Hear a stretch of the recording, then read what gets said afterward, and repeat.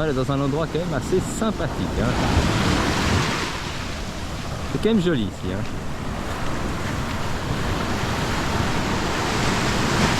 Mais chez Jules, au rocher de la Tortue.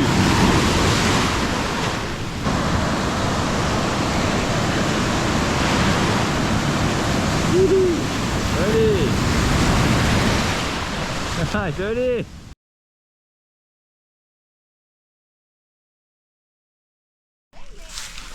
Elles sont des parasites.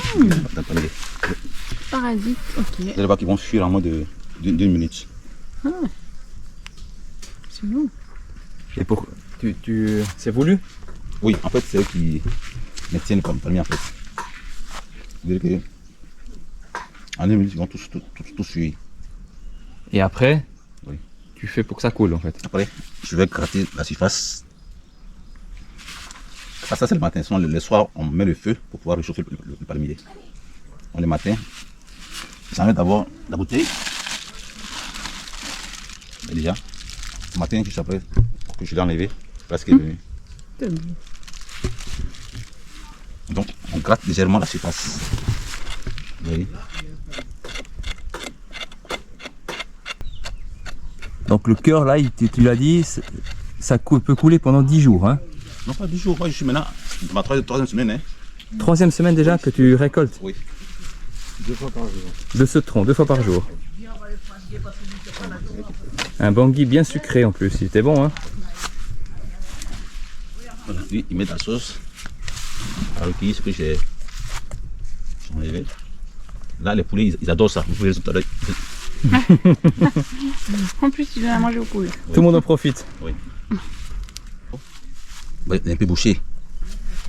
Donc il faut le déboucher. Ah, t'avais fait un trou là. Oui, viens par ici, tu verras. Voilà. T'as mis un petit tube en bois à travers, ouais. Voilà.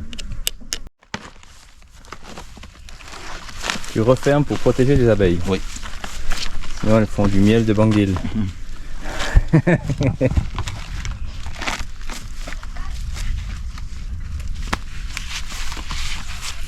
Donc je mets après en place pour recueillir le jus. Donc.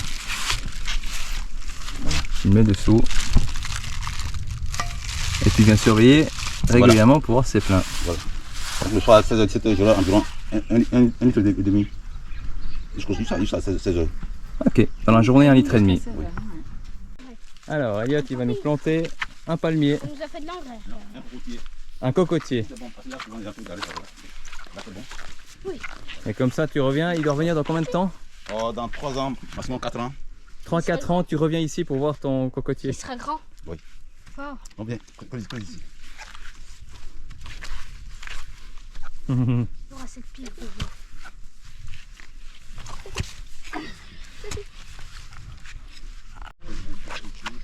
Il attend, on va se marier. Ouais, Elliot, le grand moment.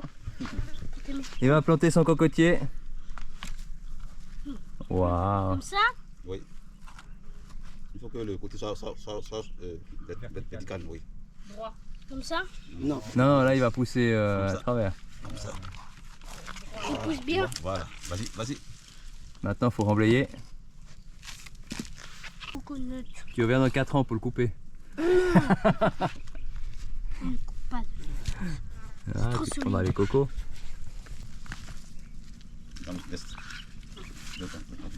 Eh bravo Elliot. Joli. Pas se faire manger par Sophie. Ton premier cocotier que tu as planté.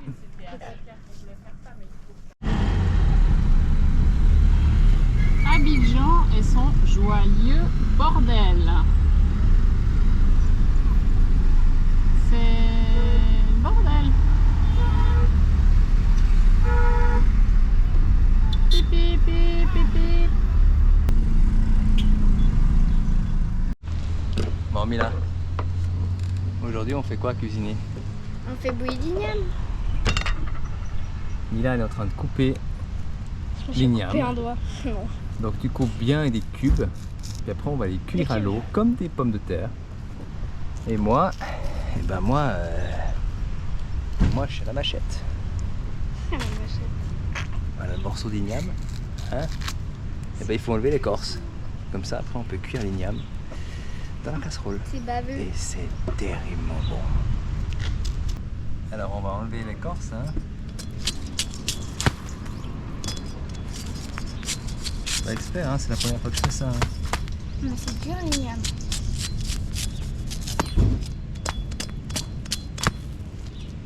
C'est pour ça qu'on fait avec la machette. Ça cuit? Ouais, Vous n'êtes pas convaincu? non, je suis pas convaincue. Sophie, elle est déjà pas pro pomme de terre, alors igname, encore un peu moins. Hein. On commence à bouffer de l'igname. Tout le temps. Si on commence à bouffer l'igname, serait-ce un signe qu'on va rester bloqué dans l'Afrique de l'Ouest? Aucune chance. T'es sûr? Aucune, non. Foutou banane, igname, atiéké, dans quelques mois. Un loco, c'est bon, mais c'est bon. Alors une fois, mais quoi. c'est gras. C'est hyper gras. Bon, puis pour tuer toute bactérie, et ben moi je suis au petit piment. Des bons petits piments, ils sont bien piquants. Comme on aime. Et ben voilà, le bon igname avec la sauce tomate et les petits piments. Moustique pas content. Ouais, Mais c'est bon, je sais pas. mais si c'est bon. Ça fait pas envie. On va quand même vous dire qu'il n'y a pas tous les jours qui sont rigolos hein, dans notre vie de voyageur en Afrique. Hein. Les visas, je peux vous dire c'est un truc, mais alors indigeste au possible. Hein. Stupide surtout. Donc on doit remplir. Non, après c'est l'administratif. Peu importe le pays. Oui. Mais là on tape les sommets quand même. On doit tout remplir et le mieux, bah, comme t'es 4, tu remplis tout x 4 Je pense avec que c'est- le consentement des enfants. Comme quoi, ils sont enfants donc ils n'ont pas de compte et on est bien leurs parents et on peut bien... La sensation actuelle, je pense que c'est au moins du 55 degrés avec le ventilateur qui tourne à fond, la cervelle de Mathias qui chauffe. Je pense que ces gens-là on pourrait les inviter un mercredi. Ils auront pas de Ils choses ont à une nous passion à nous faire partager. Ah Sophie, les cuisines au bord de la mer. Aïe aïe aïe aïe aïe. Nous on arrive à faire de la cuisine thaï même s'il nous manque la moitié des ingrédients. Pas de On sait que ça va problème. être bon. Mila elle est au pilage. Ça va Mila? C'est une nouvelle technique à la Et mystique. pile avec des gobelets en émail. Eh ouais. Ma foi, on fait avec ce qu'on a. Et ça marche d'enfer. Hein? Mais oui, c'est ça qui est bien. Et après, on va manger tous ensemble en même temps. Parce qu'on n'a pas envie de faire la vaisselle. C'est ça qui est bon. Et voilà! Tout ça accompagné de notre copain Don Simon. Hein? Ça y est, on l'a pris. Ah bah voilà quoi. Ça sera assez. Et pour une fois, Sophie, faut avouer que je suis contente qu'il y ait du vent. Putain, Ah là, c'est vrai. le vent est ton ami, hein. Tout qui fout le camp. Parce que quand il y a du vent, eh ben il y a de l'air. Quand il n'y a plus de vent, eh ben il fait chaud, humide, on transpire. Non, nouilles. Les chinoises et le mélange de la ligne familiale en version thaï. Ah, voilà qui est bon. Je sais pas si on va assez. Voilà, un bon souper. Le pacha n'attend que ça. Et il y en a un qui attend. Il y a pire comme cadre. Hein. On pourrait presque se plaindre. Hein. Mais non, on peut pas. C'est beau. Il fait un peu chaud, mais finalement, on s'en plaint pas parce qu'il y a du vent. Eh, Sophie, elle est heureuse. Regardez ça. Wouhou! Sophie? Ah ouais, c'est la classe. Il y a les cacahuètes qui arrivent. Et les cacahuètes par-dessus. On se croirait en Thaïlande. C'est parfait. On se croirait presque en Thaïlande. Un repas de fête aujourd'hui. Et ce soir, on est dans un endroit de dingue. On est chez Ahmad, qui a le garage 4x4 à Abidjan et il a acheté un petit terrain sur lequel il accueille les overlanders et c'est dingue, je vous montre.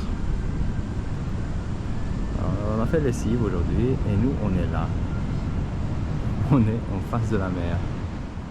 Et ce soir on mange quoi? Ce soir, qu'est-ce qu'on mange ce soir, Elliot? Des pâtes au saumon. Elle est pas mal quand même, ma cuisinière, hein? Cuisine avec vue sur la mer. Bon, alors hier soir on avait pâte au saumon, c'était excellent, hein? On s'est bien régalé, ça faisait longtemps. Et là, ben, il fait tellement chaud qu'on s'est décidé de faire rouleau de printemps. Ce sera pas des crevettes. Hein. Rouleau de printemps, mais sans crevettes, bien sûr. Ma foi. Ça a l'air bon tout ça? Qu'est-ce que tu mets, Sophie? Alors, un peu de carottes, un peu de concombre, des petites nouillettes là. Ouais. Ah merde, j'ai pas roulé comme il faut. Ah, Voilà, ça t'a perturbé. c'est ça. Alors Mathias, qu'est-ce que tu nous cuisines ce soir? Ce soir, c'est falafel. Libanais? Alors je me suis brûlé les mains 18 fois déjà, parce que l'huile, elle est... on peut dire qu'elle est bouillante. Ok, on teste. Ah punaise. Comme quoi, hein, tous les soirs on mange bien, hein. Ça se fait plaisir quand même. Hein. Il faut, hein? Ici, on se laisse pas aller. Hein. Non, jamais. Falafel, au bord de la mer. Avec le bruit des vagues. Dans un campement d'un Libanais. Ah, t'es obligé. Avec la petite natte, ça va ton petit tapis, cuisine en hauteur. C'est nickel. C'est nickel. Avec le bruit des vagues en arrière-fond, c'est parfait. Alors, on était au camp de Ahmad, le propriétaire du 4x4 off-road. 4x4 off-road à Abidjan. Et on a passé quelques jours dans son petit campement qui est super sympa.